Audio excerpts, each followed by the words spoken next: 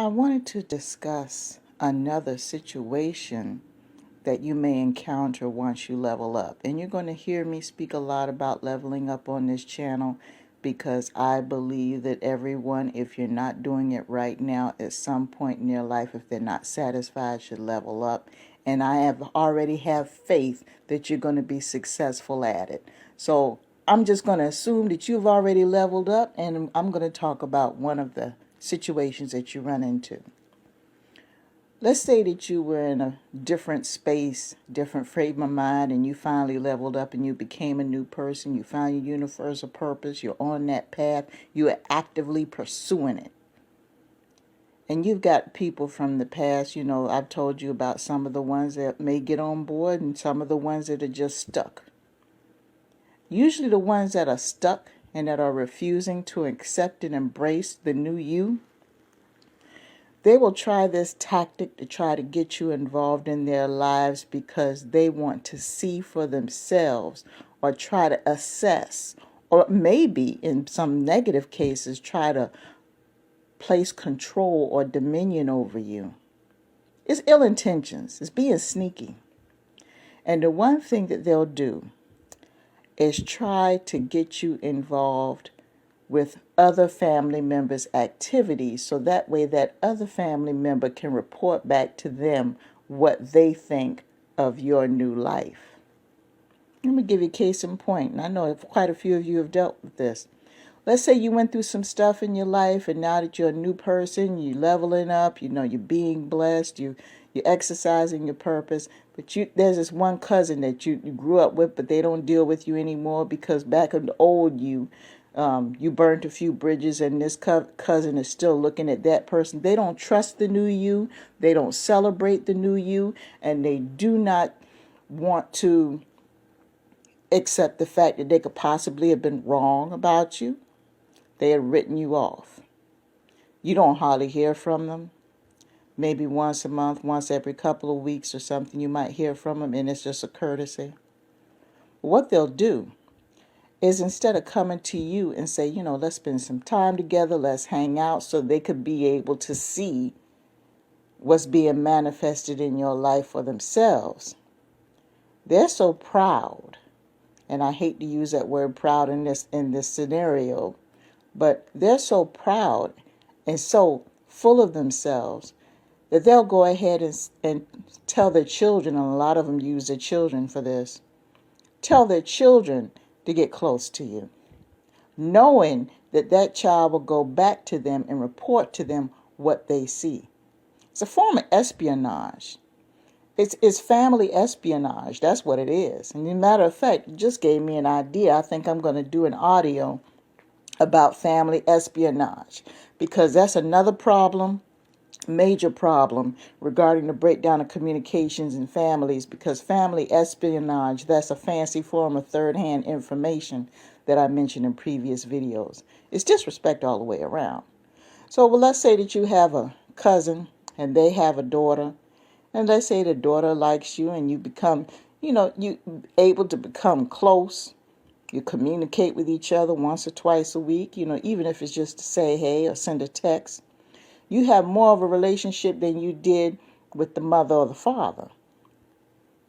All of a sudden, out of the blue, maybe a month or two later, the mother or the father, the one you don't have a relationship, will call you back with information that they know that you didn't give them. And the child went back and told them. Oh, yeah, and then we'll have the nerve sometime to tell you that they told them. Oh, yeah, I see that you've been spending time with so-and-so. I think that's so nice. Your cousins and that you get together and everything. That's real nice. She told me so-and-so and so-and-so and so. And she told me you're doing so-and-so and so-and-so. And that you have so-and-so and so-and-so and so. Now, how would that make you feel? That would make you feel a certain type of way, wouldn't it? It's happened to me in the past. And to this date, I haven't said a word. And the reason why I haven't said anything is because back in the day, it would have been a big issue and it would have bothered me. But I got bigger fish to fry. So the best thing for you to do in that situation, now that you know that this little cousin is spying, you have one or two things that you can do. Number one, you can go ahead and try to get together with your that cousin's mother and the cousin, and just tell them straight out, look, I believe in direct communication now. Whatever y'all thought was in your head about me, that where I was 5 years ago, 10 years ago, 15 years ago, that shit ain't happening today. And either you're going to embrace this new lifestyle and support me, or you're just going to have to just sit to the side because this train is not stopping. You have to stand your ground. I'm not saying scream and holler and have a fit, but you have to stand your ground and defend yourself and say, look, if there's something that you need to know from me, talk to me directly. But the fact that you turned around and you used your child to get more information out of me when you could have simply came to me yourself, that tells me a lot about you, and it makes me wonder if I want to even be associated with someone who would stoop that low. I know this sounds cold-blooded, but sometimes, people, you got to get ugly in order to defend yourself. And I know it doesn't sound so Christian, and it doesn't sound so peaceful. Blah, blah, blah, blah, blah. Okay? There's some times that you got to kick some butt. There's a time for everything. Read Ecclesiastes. Read Ecclesiastes. They talk about there's a time for everything in this world, people. So let's not get cute. Sometimes you got to get bold, and sometimes you got to get ugly with people, because sometimes that's the only language that they'll understand, so they can leave you the hell alone. And that's just the truth, because we're dealing with a real world and people from different walks of life. But this little espionage situation, okay, you can sit there and you can confront them.